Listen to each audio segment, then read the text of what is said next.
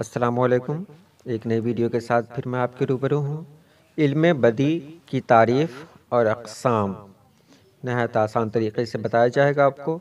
یہ سبھی اردو طلبہ اور طالبات کے لیے بہت ہی خاص ویڈیو ہے، تو چلیے ہم سیدھے ویڈیو شروع کرتے ہیں۔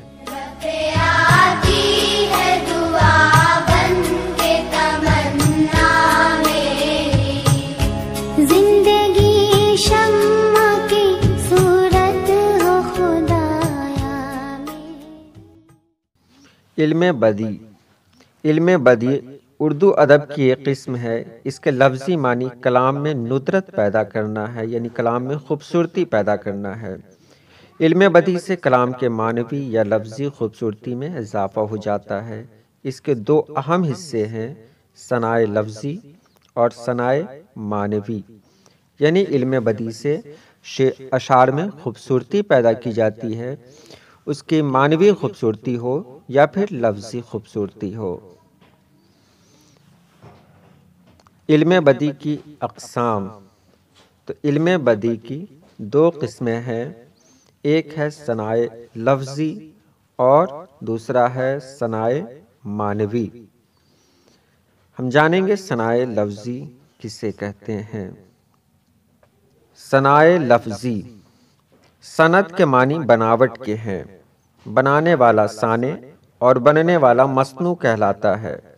جیسے یہ کائنات اللہ پاک نے بنائی ہے اور ہم سب اللہ پاک کی مصنوعات ہیں۔ شاعر بھی صناع ہوتا ہے۔ شاعر لفظوں کا پارکھ ہوتا ہے، وہ لفظوں کا نباز ہوتا ہے۔ ہر شاعر معنوی اعتبار سے لفظوں کی شکلیں بناتا ہے۔ بعض نے اس کو جسم و روح کا رشتہ قرار دیا ہے۔ شاعر لفظی شعبدہ باز ہوتے ہیں اور اپنی شاعری میں مختلف صنعتیں استعمال کرتے ہیں، یعنی کہ لفظوں کا استعمال، لفظوں کا انتخاب یہ شاعر کے لیے بہت ہی اہم ہوتا ہے۔ شاعری میں استعمال کرنے کے لیے شاعر کون سا لفظ کہاں استعمال کر رہا ہے، اس کے کیا معنی ہو رہے ہیں، یہ سبھی صنائع لفظی میں ہی آتے ہیں۔ اور یہاں ہے صنائع معنوی۔ کلام میں استعمال ہونے والی خوبیاں اگر ہمارے ذہن کو کلام کے معنوی حسن کی طرف لے جائیں تو انہیں صنائع معنوی کہتے ہیں۔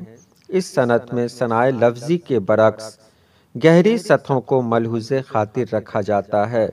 اس میں معنوی حسن کو اہمیت دی جاتی ہے۔ یہاں ہم نے جانا کہ صنائع معنوی صنائع لفظی کے برعکس بہت گہری سطح کی طرف لے جاتا ہے۔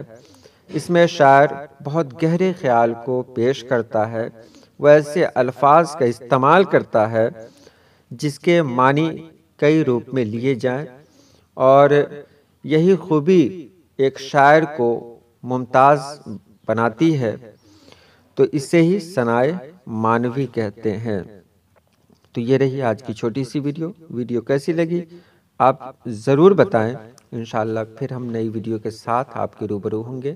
اللہ پاک آپ سبھی لوگوں کو خوش رکھے، آباد رکھے۔ اللہ حافظ۔